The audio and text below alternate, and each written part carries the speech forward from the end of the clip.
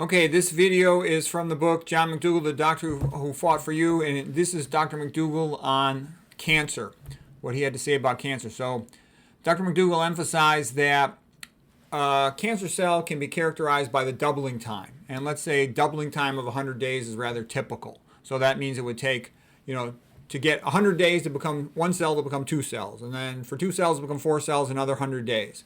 All right, and the point of all this is that according to Dr. Mcdougall, he says that usually by the time it has doubled 64 times, it will already have metastasized to bone, to lung, to liver, lymph nodes, or somewhere far away.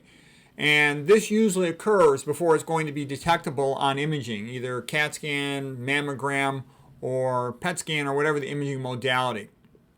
So what he's saying is that, based on his study of the literature, most of the time, by the time we can detect a cancer with any type of study, including all the screening studies, it's already metastatic. All right? And that means that the treatment plan has to include something that's going to address metastatic disease. Metastatic disease means distant spread from the initial site rather than local spread, just growing outwards. Okay? And here's the reference to where this paper comes from. Okay, usually it's going to have to be about 1 centimeter on an imaging modality in general before you can confidently say this is cancer. If it's much smaller than that, it's very difficult to biopsy. And one has to also distinguish, even a PET scan can be positive, I've increased avidity uptake for an infection, for example. So here's what Dr. Mcdougall says. He says, cancers often double in size about once every 100 days. Thus, the cancer has already been there about 10 years typically before it reaches a size at which it's detectable, about 1 centimeter.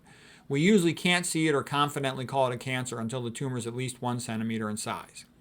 PET scans, positron emission tomography, they usually can't detect a lung cancer until it's about 1 centimeter or larger in size.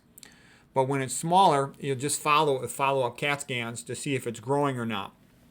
And even when in the early phases, it's hard to distinguish the difference between a 4 millimeter nodule and a 5 millimeter nodule. And the slice profile of the CAT scan can make that a little tricky to tell initially. Is it really getting bigger or not? So you're going to have to get another follow-up CAT scan. Okay. Sub-centimeter lung nodules are very common, and the vast majority of them are benign. It's routine to call them sub-centimeter, subpleural micronodules and just assume that they're not cancer. But you never know initially. Okay. If cancer is going to metastasize, it will usually have metastasized before it reaches 1 centimeter in size. Metastases tend to double at the same rate as the primary tumor. This is the typical growth of cancers. Prostate-specific antigens doesn't usually become positive until the prostate tumor is about 1 centimeter in size.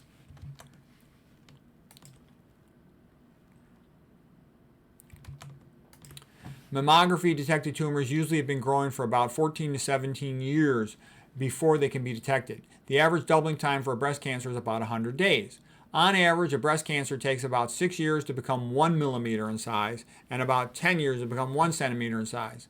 By this time, if it's going to metastasize, it probably has already done so.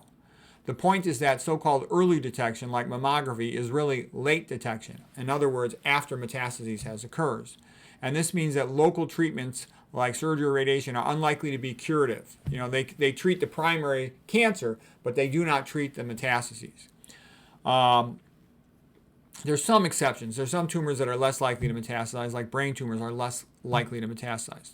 Okay, another key point is that cancers usually metastasize first to the veins, not to the lymph nodes. Okay.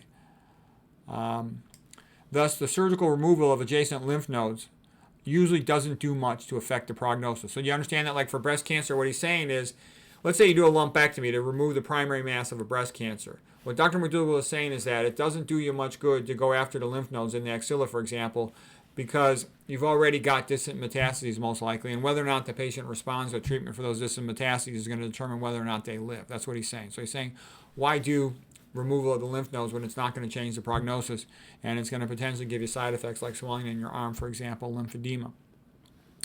Okay, Dr. Mcdougall continues. Doctors used to think that cancer spreads primarily to the adjacent lymph nodes.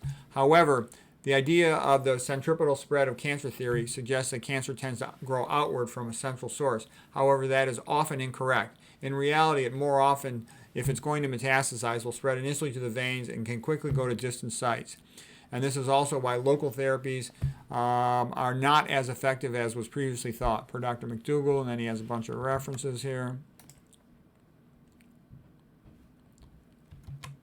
Okay, these are just the references, and we'll just call it at that for today. So I hope that was helpful. You can go to drmcdougall.com's website, and you can see his newsletters and his videos on cancer. You can also go to Dr. McDougall's YouTube channel, Dr. McDougall Medical Health Center, and you can see his videos and his other lectures on these topics.